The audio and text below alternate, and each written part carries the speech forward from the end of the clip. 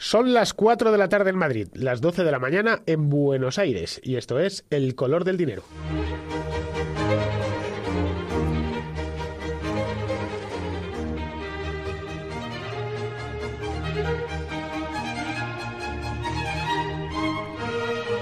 Está Mariano Rajoy como un vendedor de cupones recorriendo el mundo.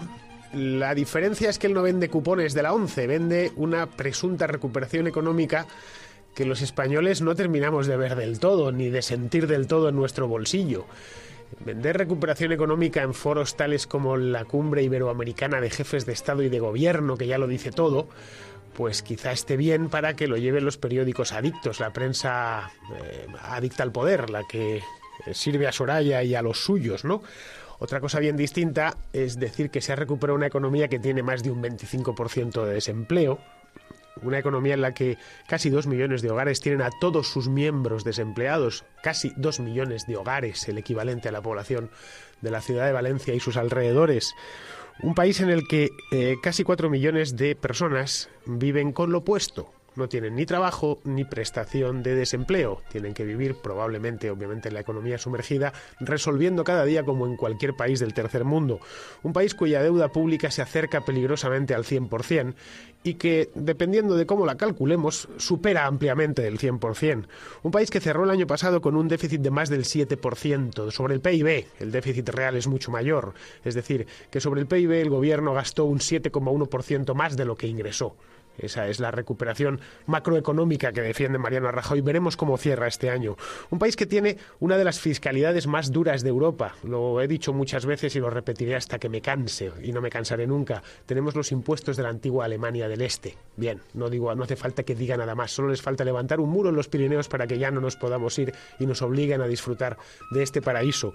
Un país que tiene la electricidad más cara de la OCDE. Creo que salvo Chipre, que es una islita muy pequeña, que tienen pues las limitaciones propias de su geografía. El resto, el único país que tiene una energía, un país grande, soleado, con 5.000 o 6.000 kilómetros de costa, con acceso a los mercados energéticos de todo el mundo, pues bien, pagamos la electricidad más cara. De ahí que andemos apagando luces como unos descosidos y andemos mirando si nos hemos dejado o no la televisión encendida, o que tengamos que enfrentar cómo ciertas empresas consumidoras intensivas en electricidad, caso de Alcoa, pues terminan amenazando al gobierno con irse si no se les baja la factura de la luz, y a ellos sí que se les baja. Bien, ese es el tipo de país que dice Mariano Rajoy a día de hoy, a finales de diciembre de 2014, que está en la senda de la recuperación y que la recuperación es firme. Bien, probablemente sea firme en los despachos del gobierno, probablemente sea firme en el búnker de la Moncloa, ahí no me cabe duda. Ahí de hecho se recuperaron de golpe un 20 de noviembre de 2011, que es cuando ellos se instalaron.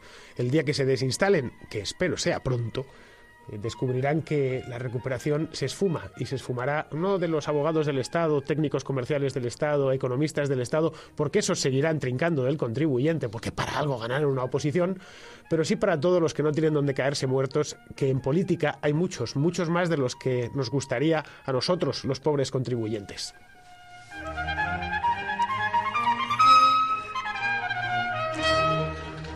Pues tenemos hoy en El color del dinero a... es un mega invitado.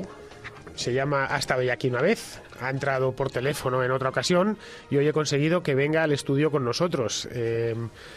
Juan Manuel López Zafra, estoy por poner, no sé si tienes por ahí Íñigo Jalón nos está haciendo el programa. Esto es otro lujo porque Íñigo es el técnico de la jungla, y que se haya bajado tantos escalones para hacer El color del dinero. Lo de Charpentier de la Momoya, eso de los timbales, ¿no? Porque yo creo que a Zafra hay que recibirle con timbales, que menos. A ver si lo encuentra Íñigo, y en ese momento pasamos a saludarte, y a que Juanma puedas... Hago yo los timbales. Lo oyes, ¿no? Bien, caballeros, toc, toc, toc, con ustedes, Juan Manuel López Zafra. Exagerado es este Fernando, de verdad. Una cosa. Buenas tardes a todos. Ya me dirás tú. No, encantado de estar aquí con vosotros. Juanma es de cultura francesa y yo creo que es la única persona que he conocido en mi vida no francés que habla francés como un francés. ¿Sabes que hay un problema? Que como no estudiamos ya francés en el colegio, no sabemos ni cómo se pronuncia, y hacemos unos destrozos de cuidado, ¿no? Yo sí lo estudié, no me puedo quejar, la verdad es que me fue bastante bien, y sí que soy de cultura francesa. Nos has enseñado a todos a decir Piketty. y no Piketty, que es como le estábamos que llamando. los franceses son muy de pronunciar de esa manera, entonces nosotros es al revés, entonces nosotros llaneamos y ellos agudizan. Exacto, entonces... y Zapatero es drujulea. Y Zapatero es zapatego, y para nosotros es zapatero, entonces...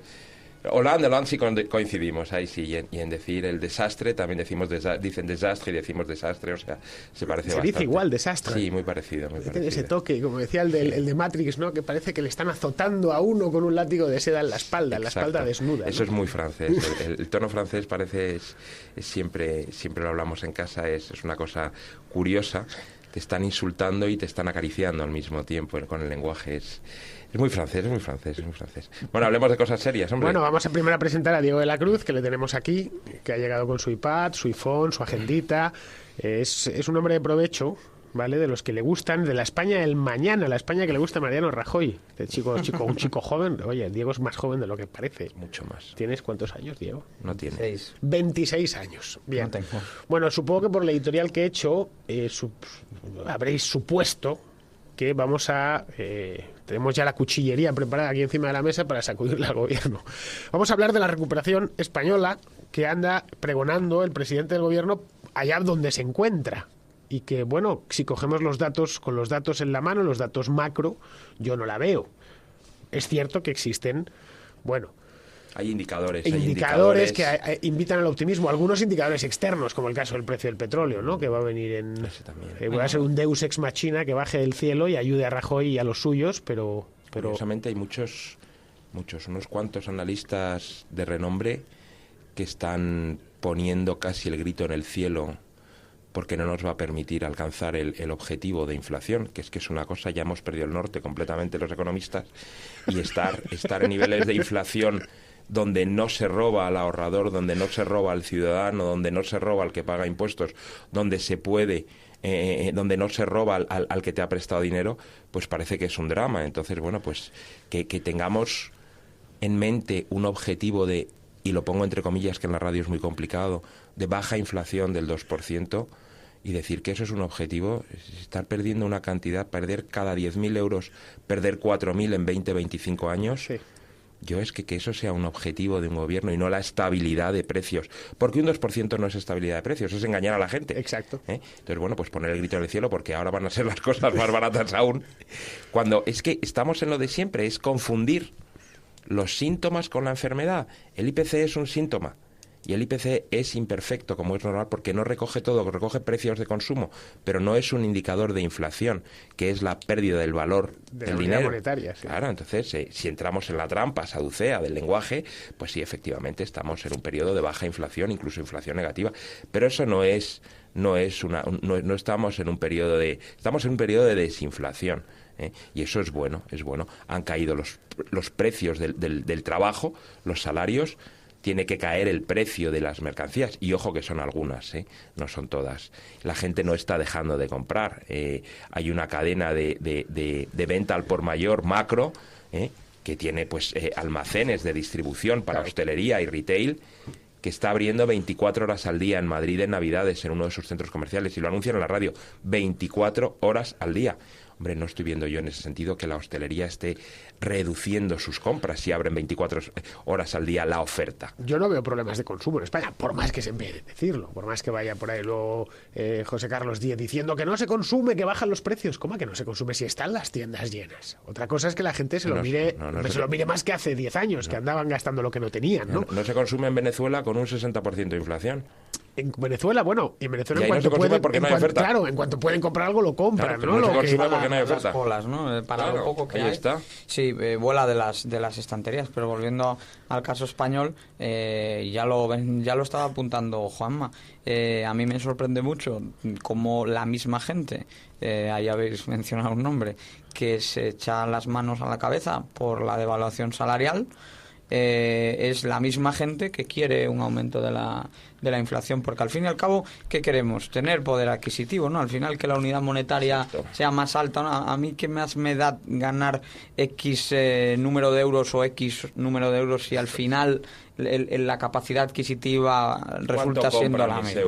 ¿Cuál es el poder de compra de mi dinero? Entonces, si el poder de compra de mi dinero o aumenta o por lo menos no sigue disminuyendo gracias a que los precios ya no están subiendo, pues entonces deberíamos alegrarnos. Pero hacéis ahí una mención a un economista que literalmente publica en 5 días que se lleva una gran alegría cuando visita el supermercado y comprueba presiones inflacionistas en el precio del besugo. Cierto. Entonces, cuando si eso genera alegría, yo nunca, o sea, no me imagino a ninguna ama de casa y no me imagino a nadie con 2 dedos de frente que no haya estudiado demasiada economía, porque Juanma yo creo que debe ser de los pocos que lo ha hecho y no ha perdido la cabeza. El punto en el cual el ver un aumento generalizado de los precios en un contexto como el que tiene España podría a alguien parecerle una buena noticia. Y yo creo además que este es un debate ya de entre comillas, intelectuales. No creo que a la gente de la calle le esté preocupando esto y de hecho hay preocupación por notarlo más. La gente quiere más deflación porque cuando le dices que el precio del petróleo está bajando, lo que te dicen es no lo noto aún, claro. Ha bajado muy poco. La gente quiere deflación y eso es lo que tenemos que dejar claro. Aquí en Color del Dinero defendemos esa deflación por los componentes estructurales que tiene y aquí en Color del Dinero lo decimos alto y claro. No queremos un aumento de precios precisamente cuando en el país bajan continuamente los sueldos. De verdad, ¿alguien quiere un aumento de precios? Alguien a título individual quiere un aumento de precios, alguien normal quiero decir, hombre, sí, yo quiero que si soy vendedor de pipas, que el precio de las pipas suba, pero que por supuesto se mantenga el resto de los productos estables. Es que ese es el tema, ya está, que quiero lo mío. Claro, para lo mío sí, digo en general, de manera genérica. Alguien quiere que suba el precio de la gasolina, que suba el precio de la leche, que suba el precio de cualquier cosa, de cualquier bien o de cualquier servicio. No, nadie todo, quiere incluidos eso. Los impuestos. Y claro, no queremos que baje porque significa que si gasto menos en esto tendré más para otra cosa, ¿no? Bien, hay un libro que no me canso de recomendar, que escribió alguien aquí presente, Juanma, que se llama Retorno al patrón oro, publicado por la editorial Deusto, y que la editorial Deusto, y se lo digo a Roger... Hola, Roger, un saludo. Para ver si me escucha. Publicadlo en Kindle de una maldita vez. Yeah. Porque lo tienen aquí solo en papel y la gente... Hay un ebook, pero sí. No es Kindle como tal. Pues no, tiene que estar en Kindle, porque los que leen libros electrónicos en su gran mayoría leen en Kindle. Y no hay más, que más es, si ponerlo a un precio popular, un precio que te estoy hablando, no voy a decir al precio de mis libros, que están a 90 céntimos, pero sí a 3 o 4 euritos. Es un libro muy sencillo de leer, parece mentira. A mí cuando me dijeron... Ahí no apliques la deflación, tú a 9, manténlo en Kindle, ¿eh? Que bajen los precios los demás, como acaba de decir Fernando. A mí me dijeron que esto lo había escrito un estadístico del CUNEF. Dije, bueno, esto no va a ver quién se lo lea. Bueno, lo leí y dije, es el mejor guión para un documental que jamás he leído en mi vida. Y de hecho, cuando sea rico, financiaré un documental que yo mismo haré sobre el patrón oro, porque es, como dice el autor, la solución definitiva a la crisis. Bien. Digo vas a ser un rico trabajador. Digo esto, claro, es que ¿qué va a ser? Pues como los ricos ingleses del siglo XIX. Y los del XXI. Pero no que los ricos no trabajan. Se dedicaban a lo que les gustaba. Esos son algunos. Esos eran los ricos de aquí. Claro. Los de izquierda. Se dedicaban a lo que les gustaba. Había grandes fortunas que se dedicaban a la ciencia, ¿no? Sí. Y que decían, bueno, pues y hicieron grandes descubrimientos en el siglo XIX. Bien, cuando existía el patrón oro, cuando la moneda era de oro, era de verdad, los precios ni subían ni bajaban. Exacto, la mayor estabilidad de precios de la historia del Reino Unido ocurrió en el periodo 1800, prácticamente son los 100 años de oro, 1814-1914. Siempre que planteas ese escenario te dicen, no, las colonias, no sé qué, no sé cuántos. Bien, las circunstancias históricas eran las que eran, pero ahí coger un coche de caballos para hacer el recorrido Westminster, Puente de Londres, costó exactamente el mismo dinero durante 100 años. Exactamente la misma cantidad de dinero física de libras esterlinas, ¿vale? Entonces, Inglaterra, Reino Unido creció. Sí, que tenían colonias, todo lo que queramos. Sí, podemos empezar a hablar de la explotación, de los pobres, no sé qué, no, vale, lo que queramos. Pero la cuestión es que hubo una estabilidad de precios brutal. Voy más lejos. En el siglo de oro español, que se le conoce, los economistas o los historiadores de la economía lo conocen como la revolución de los precios, luego uno baja el número y dice, pero si los precios subieron un 3% en un siglo.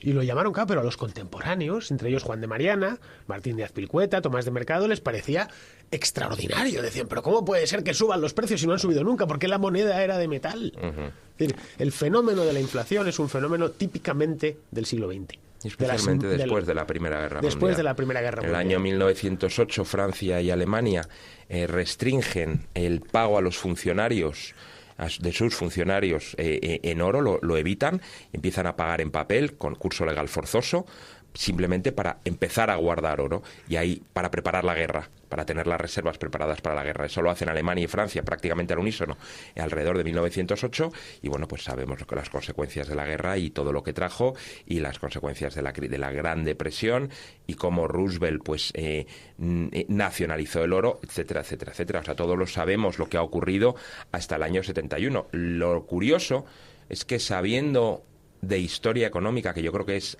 después de tantos años, al final lo que mejor debería conocer un economista es la historia, porque es donde está todo ya escrito y no significa que se vaya a repetir, pero por lo menos sabes los errores que se cometieron y los que no deberíamos volver a cometer.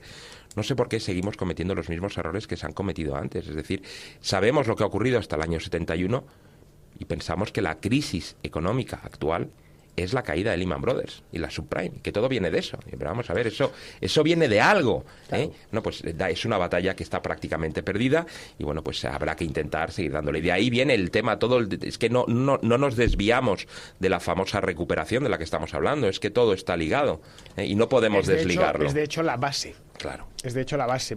Normalmente se atienden, como los malos médicos, ¿no? Atienden los síntomas secundarios olvidándose del origen de la enfermedad. Y el corto plazo. Aquí en El Color del Dinero sabemos cuál es el origen de la enfermedad, por eso el programa se llama El Color del Dinero, que por cierto debería ser amarillo. Exacto. El color del dinero. Hay una cosa que no se suele tener en cuenta y es que, bueno, hablábamos de José Carlos Díez, pero bueno, no solo él, todos los economistas, estos pirracas que están tan de moda, no es que quieran inflación, ¿vale? Lo que quieren es más dinero, más liquidez, más efectivo. Pero no porque piensen que la gente va a ser más contenta, sino porque lo que quieren es gasto público y que el gobierno gaste. Quieren salir. A ver, yo no voy a romper una lanza por nadie, pero simplemente quiero plantear una cosa. Todos los economistas, desde los paleomarxistas a los paleolibertarios, todo el espectro quiere la recuperación. Todo el mundo. Porque no hay nadie que le interese, que quiera que sus congéneres, que su alrededor se encuentre en mal estado, ¿vale? La cuestión es, evidentemente, cómo lo hacemos. Claro, qué recuperación y cómo alcanzamos la recuperación. Y ahí está, por un lado, el diagnóstico y por otro, las medicinas que damos. Entonces, estamos en lo que planteamos algunos desde hace tiempo, que es imposible, si no funciona la aspirina, que sigas pretendiendo inflar aspirinas al enfermo. Aquí la aspirina ha sido gasto público y política monetaria a saco. Estamos con los tipos de interés que el día que el Banco Central Europeo haga la QE, que la va a hacer desgraciadamente, ya están hablando el primer trimestre, el segundo, en algún momento va a haber una QE, se ha quedado absolutamente sin armas. Draghi, si hay algo que tiene en el que se le puede no tirar piedras, y lo digo en el sentido, por supuesto, simulado, es que simplemente ha estado hablando del bazooka, diciendo que hará todo lo posible, pero no ha hecho nada. Claro. No lo ha atacado. ¿Qué es lo que ocurre? Que ya las presiones son brutales y no le queda más remedio. No tiene el arma del tipo de interés, solo le queda el arma de la inundación monetaria. Y ese es el problema. El día que llegue va a pasar como en Japón. Dirá, no, en Estados Unidos no ha ocurrido. En Estados Unidos no ha ocurrido porque se sacan las gentes de las listas de desempleo. Bueno, y Estados Unidos tiene una ventaja, y es que el dólar es el activo. Claro, ahí está, exporta inflación. Que todo el mundo lo quiere, claro. No así el euro. Una consecuencia de ese marco monetario, además, ha sido evidentemente la explosión de la deuda. Entonces, claro. En ese sentido, hasta ahora, y suponiendo que las condiciones monetarias no cambiasen, que ahí es donde yo creo que no las tenemos todas consigo, sí que es cierto que hay un cambio estructural en el componente del crecimiento de la economía española. Me explico.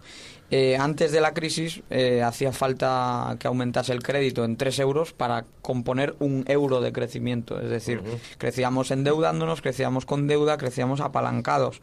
Ahora mismo las cifras para 2014 más o menos te dan que el aumento del PIB puede ser de unos 20.000 millones, mientras que el descenso del crédito puede ser de unos 40.000. Entonces antes necesitábamos 3 euros de deuda para crecer 1 euro y ahora decreciendo el crédito en 40.000 millones somos capaces de crecer en 20.000 millones. Entonces es un crecimiento más sano, un crecimiento que en parte ya ha asumido esa tarea de desapalancamiento. Por cierto, si a las cifras le quitásemos la deuda pública serían aún mucho más más potentes, pero que no podemos quitárselo, no podemos hacerlo. No entremos en eso de no entremos claro, sí, en la contabilidad creativa. Claro. No, si quitásemos la deuda tendríamos superávit. Eso es muy del mainstream. Claro. Decir, no, si no tuviésemos que pagar la deuda estaríamos superávit. Nos ha jodido mayo, claro. Si lo digo más bien por apuntar que ese proceso de apalancamiento todos sabemos que ha sido del sector privado y que incluso del sector privado aún con toda la losa de deuda pública, en el saldo final resulta que tienes mucho menos crédito en circulación y si estás creciendo no poco, porque la tasa de crecimiento que vamos a esperar, 1,5, 2%, no es necesariamente tan baja. Y por otro lado también, por dar otra nota un poco más optimista, también es cierto que hasta hace poco solamente creábamos empleo de cualquier tipo, cuando nos acercamos a ese umbral, y sin embargo por encima del 3,5. España ha creado empleo creciendo por encima del 3,5. Nunca se ha creado en los niveles actuales y se está creando empleo. Y es cierto, o sea, vengo de desayunar, vale, no, es lo del besugo, pero entendedme, acabo de desayunar con un exalumno. Esta mañana un exalumno muy bueno, está trabajando en Colombia, en muchos sitios, vale. y su entorno, él dice que nota en su entorno que efectivamente del verano para acá, después del verano para acá, estamos hablando de Madrid, de acuerdo, de zona urbana, todo lo que queráis, con todas las limitaciones, pero que hay una reactivación. Gente que está cambiando de trabajo, que estaba parada desde hace tiempo, gente que está cambiando, gente que ha empezado a trabajar. Este es un chaval de 24 años, o sea, no estamos hablando de una persona que tenga 40, estamos hablando de un sector de gente muy formada, muy buena, pero que también ha tenido sus dificultades para incorporarse al mercado laboral. Claro, es que la crisis española no es un problema de inflación. No. A pesar de que muchos se empeñen, nuestro problema es desempleo. Absoluto. Es que ahí fuera... Por eso no puedes decir que es historia del pasado la crisis. Yo hice un cálculo hace 2 o 3 meses. Me puse con la calculadora, un cálculo sencillo. Y dije, bueno, al ritmo que se ha ido creando empleo este año, que ha sido un ritmo muy lento, todo hay que decirlo, ¿cuántos años haría falta para que volviésemos al paro del 8,5 que había en el año 2007? Bueno, pues que volveríamos allá por 2040. ¿Vale? Para entonces estaremos muchos de nosotros jubilados y otros tantos muertos. Es decir, a mí que me parece muy bien que estemos creciendo, que esté asentada la recuperación. Si para un paro del 8%, que ya me parece alto, es decir, el 8% en ciertos países se está hablando de Alemania o Suiza, estás hablando de... No somos comparables. No, ya, pero bueno, estás hablando de recesión. Y aquí un 8% se considera lo máximo. Sí. Siempre consideran niveles burbujeros. Bien, para volver al 8%, lo que harían falta serían 30 años. Yo calculo que teniendo en cuenta que no se puede hacer una extrapolación lineal, puesto que en cuanto a la recuperación partimos de que va a existir. Yo tengo dudas de que estemos en la fase, el último palito de la W, o que volvamos a estar en el palito intermedio de la W, es decir, teniendo en cuenta cómo están nuestros vecinos, cómo está Francia, cómo está Italia, algunas dudas sobre Alemania, puede que la recuperación no sea tan efectiva. Pero en el caso de que efectivamente vayamos a una recuperación seria, lo normal es que haya una aceleración en la creación de empleo. Yo calculo así, bote pronto, que 2024-2025 estaremos, en 10 años, estaremos a niveles del 8% otra vez de desempleo. No será 2040, será antes, porque espero un incremento. Espero, más que esperar, deseo. Es decir, ceteris paribus. Claro, si todas las cosas se mantienen igual. Por eso he planteado antes lo de los vecinos y el entorno. A ver, Francia está en una situación muy delicada. Valls está haciendo todo lo que puede, le está costando Dios ayuda porque tiene un enfrentamiento brutal dentro de su partido. Ha cogido el ala más, pongámoslo entre comillas, pero liberal del Partido Socialista con Macron, con su ministro de Economía, y bueno, pues están haciendo cosas. A ver, en Francia no hay periódicos. Sin comillas, porque bueno, de verdad que compara con el resto de Europa. Hombre, comparado, sí, claro. Por lo menos, sí. En Francia sigue sin haber prensa y sin abrir en París las tiendas los fines de semana, o sea, que es una cosa que uno va por Madrid y dice, ¿cómo es posible que no abran las tiendas? Eso ya se arregló. Pero que hayamos copiado eso de los franceses, por lo menos prensa tenemos los domingos, pero es que allí no hay. Entonces, bueno, pues hay muchísimo por hacer en Francia. Es que a Francia le abres la espita y es que es la locomotora, pero el problema es que no la quieren abrir. ¿Por qué? Porque es un país tan absolutamente socializado en todos los sentidos. Sí, exacto, socializado en el sentido político y en el sentido estatal, que es muy difícil para abrirle la espita a Francia. Claro. Aún así, si la cuestión es ¿cuándo lo noto? ¿Cuándo se acelera? Sí. Vamos a ver, vamos a hacer un ejercicio de memoria. En 2007 empieza a desarrollarse la crisis. ¿Quién la nota? Muy poca gente.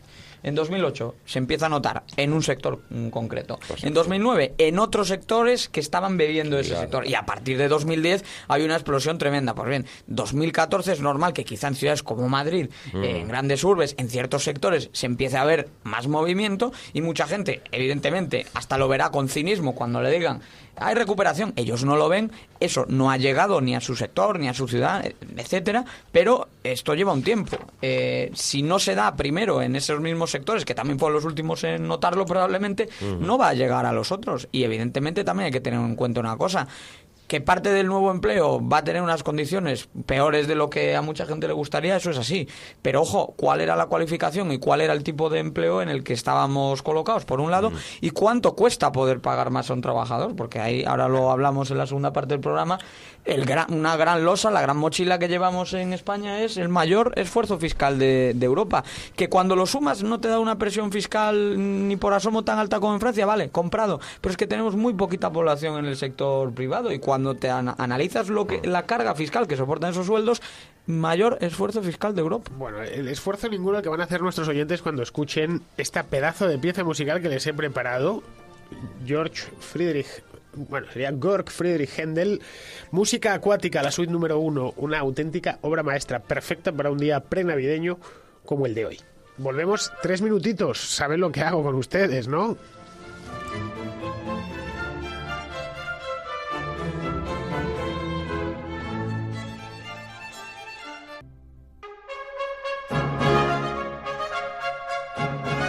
El color del dinero, con Fernando Díaz Villanueva.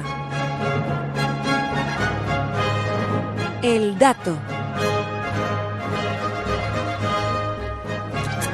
Al cierre del mes de octubre, la deuda la deuda viva del Reino de España era del 96,5% del PIB. Esto lo he adelantado ya en el editorial, pero les recuerdo el dato para que se echen a temblar. Es decir, es prácticamente el 100%, lo que significa que tendríamos que trabajar sin comer, sin beber, sin consumir nada, todos los españoles durante un año, ¿vale? Manteniendo la misma actividad y el mismo movimiento económico para poder pagar las deudas de los irresponsables de nuestro gobierno, de este y del que vino antes, porque esto de la deuda es algo que se van pasando el testigo, generación tras generación de politicastros nos van endeudando un poquito más, un poquito más, un poquito más. Ante esto de la deuda tenemos 2 opciones. Una es, mejor dicho, 3. Una es hacer lo que estamos haciendo, seguir endeudándonos, ir pagándola más mal que bien, dedicando capítulos crecientes de los presupuestos generales del Estado a amortizar esta deuda. La segunda sería la solución, digamos, Iglesias Monedero, que es no pagarla o no pagarla selectivamente, ya sabemos dónde nos conduciría. Y la tercera, que es la que propongo yo, es la de prohibir constitucionalmente o legalmente o como sea que el Estado gaste más de lo que ingresa. Es decir, prohibir el origen de la deuda, que no es más que el déficit. Es decir, que la gente piensa que están separados. No, déficits continuados, como en una familia, conducen a deudas mayores y mayores. Bien, muerto el perro, muerta la rabia. Si el gobierno ingresa 100, no puede gastar más de 100. No, es que no nos llega para pagar los sueldos, pues no se pagan los sueldos, caballeros. O no puede usted terminar ese puente, que por cierto no servía para nada, haber hecho bien los cálculos, ¿no? Y en el caso de una emergencia nacional, y yo que sé, como diría Krugman, nos bajan los extraterrestres y nos invaden, pues ya veríamos el modo de inventar algo nuevo, un impuesto para que sobrevivir a la invasión alienígena. Pero en circunstancias normales, el Estado, como las familias, como las empresas, no deben gastar ni un céntimo más de lo que ingresan. Bien, Juanma, Diego, yo creo que la introducción que os he hecho con esto del dato, lo has dejado ahí. Vamos a ver, no se dejaría de pagar ni un solo sueldo, claro. No se dejaría de pagar ni un solo sueldo, no se recortaría en sanidad, no se recortaría en educación. Es que no es necesario con el nivel de ingresos actuales del Estado. El problema está en, como diría alguna conocida, las mamandurrias. Ese es el problema, ese es el problema. Si es que aquí estamos recortando, vamos a ver, yo soy muy partidario de efectuar recortes, ¿vale? De devolverle al individuo la capacidad de decidir, ¿vale? Que esa sea mi opción no significa, y lo sé, que sea mayoritaria. No es en absoluto mayoritaria, es muy minoritaria. Y como no me voy a ir a la jungla, a pesar de tener aquí al técnico de Avellán, como no me voy a ir a la jungla, sigo viviendo en esta sociedad, pagando mis impuestos y, bueno, pues tratando de disfrutar al máximo de ella, ¿vale? Eso no significa que esté de acuerdo con todo lo que hace el gobierno, ni muchísimo menos. Y con el hecho de aceptar como un dato que hay que gastar más de lo que se ingresa constantemente y que si no hacemos eso, España no puede sobrevivir. España y los españoles, que son los que me preocupan. Eso es mentira, es una falacia. Tenemos carreteras que no vamos a rellenar en años, tenemos hospitales que no se vayan a llenar en años, colegios hechos y universidades que vamos a tener un problema en cuanto se dé la vuelta a la pirámide de la población. Lo vamos a tener con las universidades, que va a haber que transformarlas en geriátricos, porque vamos a tener muchos más viejos. De mayores de esas, ¿no? Claro, entonces, vamos a ver, seamos serios. No se trata de pensar que no se van a pagar sueldos, se van a pagar igual. A los viejillos se les dirá, usted estudió Derecho, ¿no? Sí, pues lo va a estudiar otra vez porque claro. se le ha olvidado. Claro, y hay que mantener. Oiga, que tengo 76 años y estoy yo ya para otras cosas. ¿Tiene usted que estudiar Derecho, que tenemos la Universidad de Jaén sin alumnos? Es que es de recibo que no haya una sola ciudad de más de 50.000 habitantes en España donde no haya un campus universitario. En todas las ciudades de 50.000 habitantes o más hay al menos un campus universitario. Con su compango funcionarial y profesoril correspondiente. Por supuesto, claro. Con empleos de por vida. No solo es el edificio. Claro. ¿Cuánto nos supone la deuda cuando lo aterrizamos para poderlo entender mejor? Porque al final lo de que te digan 100% el PIB y demás muchas veces no significa nada para mucha gente. Pues vamos a ver. Solamente pagar los intereses de la deuda le cuestan a cada trabajador español, ahí meto sector privado y sector público, 1.800 euros al año. Cada trabajador pierde cada año por los intereses de la deuda 1.800 euros. Pero esos son solamente los intereses. Si consideramos qué parte de la deuda tendría que asumir cada trabajador, porque evidentemente los bebés y los jubilados no entran en ese cálculo y tampoco los desempleados estarían en condiciones de contribuir a esa eventual devolución, pues cada trabajador tiene una carga encima de 57.000 euros. Correcto. Por lo tanto, estamos hablando de datos salvajes, de una auténtica avalancha de deuda y una situación muy difícil de sostener. Y realmente aquí está la clave, en echarle mano de una vez por todas a todas esas mamandurrias que menciona Juanma, a lo que en Grecia le llaman el Rusfeti, y es todas esas funciones del gasto público que, por mucho que uno sea liberal, socialista o conservador... ¿Cuál es la traducción exacta de Rusfeti? Mamandurria. Se dice Rusfeti. Efectivamente. O sea, pues parece inventado, diríase que en el mismo lavapiés. Sí, el Rusfeti. El Rusfeti. Aquí a morral Rusfeti, ¿no? Efectivamente, ¿no?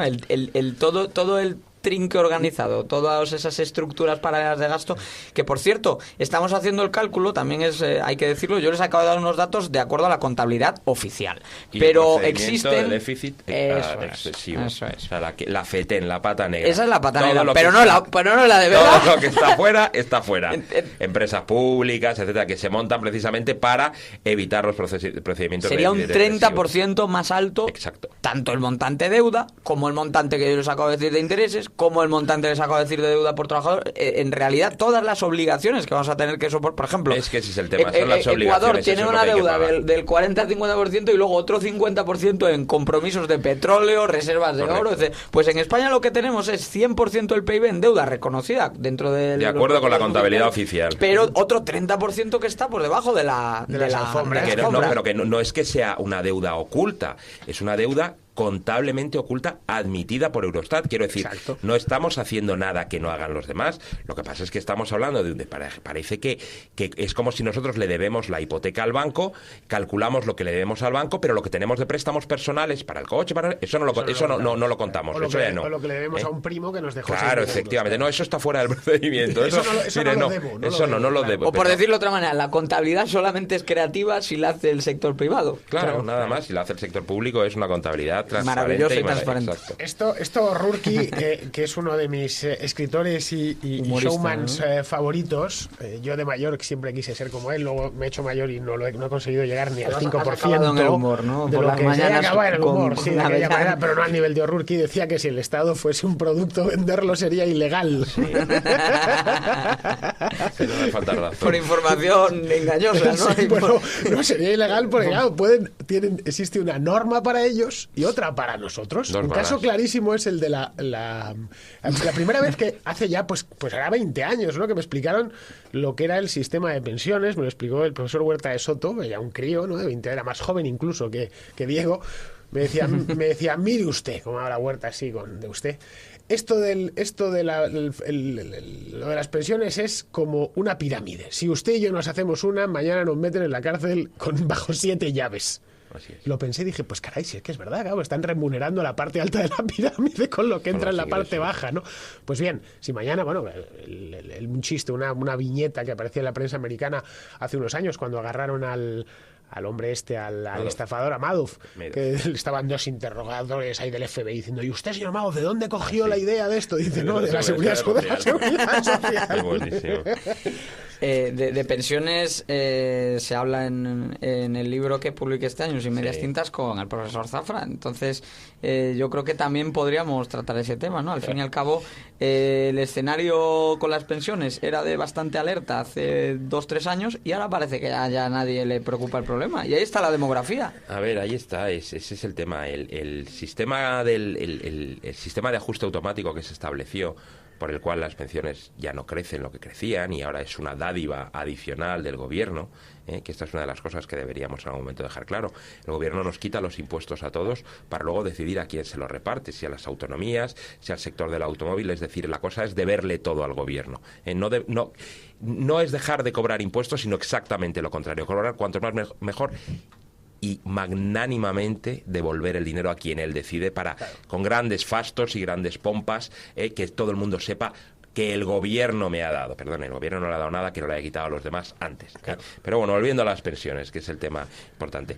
El sistema que se utilizó para controlar el gasto y para ajustar, para efectuar los ajustes, es un sistema que actuarialmente funciona en unas condiciones dadas, que son las actuales, pero obviamente estamos en una situación de presión demográfica brutal. Ya se está hablando que la Sexta República Francesa, estamos en la quinta. Estamos en la quinta desde el 59, ¿no? Sí, pues que la Sexta República Francesa será la primera república islámica en Europa. Es muy probable. La Sexta República Francesa será la República Islámica. Entonces, bueno, pues hay una serie de a mí no me preocupa en ese sentido el tema demográfico. Ojo, hay poblaciones toda la vida que han crecido más que otras. Los sudamericanos, los españoles siempre hemos tenido más hijos hasta que nos hemos desarrollado y ahora les toca a los demás. Bueno, mira, nos da mucho miedo el Islam. A mí no me da en ese sentido miedo. Me da miedo ciertas consecuencias del Islam, ¿vale? O sea, no estoy planteándolo desde el punto de vista racista, ni muchísimo menos. Estoy planteándolo como un hecho de que hay poblaciones que crecen más. Un país que decide extinguirse. Bueno, sí, por la razón que sea. Y Francia protege la demografía, ojo, que no tiene nada que ver con España en ese sentido, que en Francia a partir del tercer hijo te pagan los pañales, o sea, así directamente. En España tenemos una suerte que tenemos una parte de España, digamos, la España grande al otro lado del Atlántico, que nos está surtiendo de población y nos seguirá surtiendo. Es decir, España ahora surtimos nosotros a ellos. Probablemente Francia la hereden los argelinos, España la heredarán los ecuatorianos, los colombianos, etcétera, lo cual está bien porque no dejan de ser a su manera españoles, hablan nuestro mismo idioma, etcétera, ¿no? Y eso es una ventaja que tampoco cuentan los alemanes. La población, digamos, étnicamente alemana sobre la población total del país, se ve una gráfica desde el año 49, la fundación de la Bundesrepublik, y dices, bueno, al final no quedará el último alemán. Eso pasaba un poco, está pasando algo, lo decía Huntington, ¿no? Los estados del sur de Estados Unidos, la hispanización, ¿no? Y habían... vi una fotografía en la que salía en Miami, en un condado donde está lleno de cubanos y de hispanos, se ponía el último anglo en salir que apague la luz, ¿no? Es decir, ya California en lo que es de a mitad de camino entre San Francisco y Los Ángeles, lo que es toda la costa oeste, hacia el sur, el inglés es un idioma prácticamente secundario ya. Y poco, no digo residual, pero muy útil, poco útil. O sea, es imposible pensar ir a aprender inglés a California, es una absoluta herencia. Y has dicho San Francisco a Los Ángeles, pero en Los Ángeles por eso. Te digo, la frontera estaría a mitad de camino entre San Francisco y Los Ángeles. De ahí para abajo. De ahí para abajo es español Juanma, puro. Eso no es necesariamente malo. No, probablemente es bueno. Pero lo que estoy diciendo es que eso tiene que ver con las pensiones. Lo que quiero decir, la clave está en que Francia o Alemania o el país que sea, pero si eso salva las pensiones de California, claro, las pensiones, las españolas, el sistema es piramidal. Entonces, mientras tú vayas metiendo a la gente, como lo comentaba antes, eso es un timo, es Madoff. Sí. Mientras tú vayas metiendo gente abajo, no hay problema. Ajá. El problema es que nosotros ya ni siquiera metemos gente abajo. Claro. Es decir, el sistema solo funciona cuando van entrando nuevos en la base de la pirámide. Pero es que después ya no entran nuevos. Sobre todo tengamos presente que Bismarck, que fue quien inventó el sistema de reparto, Gunila. Era el único, perdón, Gunila. era Otto. posiblemente el único germánico que pasó de los 70 años. En aquella época. Claro, en aquella época. Entonces, él puso la barrera en los 65 cuando la esperanza de vida estaba en 45 Yo años. no sé si será apócrifo, si será una ¿Cuál sería la fecha de jubilación si se hubiese mantenido? A ver, Cerca de los 75-80 años. estamos hablando. Según me contaron, no sé si será real, hace ya años, que Otto von Bismarck, el canciller de hierro, había preguntado al jefe de estadística de la Oficina de Estadística prusiana. Los prusianos y los alemanes han sido siempre muy buenos estadísticos porque Sí. es gente muy ordenada. Le preguntó, oiga, dígame usted, ¿cuánto viven en medio los prusianos? Le dijo, viven 66 años en aquel entonces, ¿no? Vale, pues ponga usted la jubilación a los 65 y así solo tenemos que pagarles un año, ¿vale? El problema es que hoy los prusianos, bueno, y los españoles, y vivimos en España, Tenemos la mala 82 costumbre de años, no morirnos tan pronto. de promedio, ¿no? Lo cual es una noticia excelente porque significa que vamos a estar dando guerra hasta mucho más mayores. Y en muy buen estado de y en salud. muy buen estado de O sea, salud, y eso es una exacto. cosa que hay gente que todavía lo ve como un drama. Pero vamos a ver, o sea, si hay de algo de lo que podemos estar orgullosos, contentos y felices, es de cómo en el espacio de los últimos simplemente 20 años la esperanza de vida ha subido 5. Sí. O sea, es que Y la calidad de los mayores, o sea, es una cosa, evidentemente, causa problemas de financiación al sistema, pero es un problema financiero, no es un problema real. Quiero decir, con eso, que vivan más las personas y vivan mejor es bueno, lo que hay que hacer es adaptarse. Y algo va mal si el sistema penaliza que la gente viva más y viva mejor. Hablar con gente que dice, yo he calculado de manera que si vivo más de... He calculado mis ahorros, además de mi pensión, hasta los 80 años. Como viva un año más, la he fastidiado. O sea, yo conozco gente que está viviendo en ese sentido, o sea, ahorrando un plan de pensiones para pulírselo de aquí, de que el momento que se jubile, hasta los 80 años. Y como viva más, se ha fastidiado. Entonces, eso es lo que no puede ser. Eso es lo que no puede ser, que la gente tenga una expectativa que no sea la de vivir lo mejor posible el resto de su vida. Y eso, evidentemente, con un sistema como el de reparto, donde cada vez hay más personas gracias a Dios, en la parte de jubilados, y donde cada vez se ha evitado el trabajo infantil, menos mal, y cada vez menos gente se incorpora en la parte baja de la tabla porque están estudiando, lo cual es estupendo, te queda al final un problema muy sencillo de números. ¿Cuántos hay que están soportando? A los de abajo y a los de arriba. Y eso llega a ser insoportable. Y como es muy difícil la solución del sistema de pensiones, porque es tocar un engendro que parece que nadie quiere tocar, hay países que se están animando a liberar mucho las cargas del ahorro, claro, y dejarlo libre. El caso es más evidente. Aquí en España llevamos, la última vez que publicamos algo en Libre Mercado, habíamos calculado que los impuestos al ahorro habían subido un 84%. No me olvido el porcentaje. Con eso todo dicho, pero mirad el ejemplo de Canadá. En Canadá ahora mismo cada trabajador puede poner hasta 5.000 euros al año en una cuenta que va totalmente libre de impuestos, que puede contratar con ella, un seguro, una pensión, puede comprar acciones en bolsa, puede entrar en un fondo, lo que quiera. Esto la mayoría de los canadienses lo están usando, por supuesto, para hacer inversiones, pero con 5.000 euros de inversión eso se enmarca más o menos en la capacidad de la clase media canadiense. Pero para lo que está sirviendo eso es para la hucha del ahorro y de la jubilación. Creo que no estáis yendo... Nuestros argumentos son de cajón, parece claro. Creo que a cualquier persona, Íñigo, te parecen convincentes. Bastante, ¿no? Bien. Entonces, ¿por qué no se hace? La razón es sencilla, porque el Estado busca clientelizar a la población.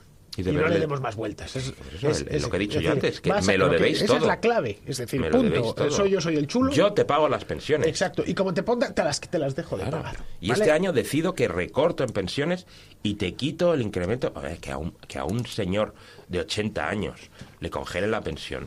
Que me dirán, hombre, pues que lo hubiese capitalizado. Es que nadie le dijo que tenía que ahorrar.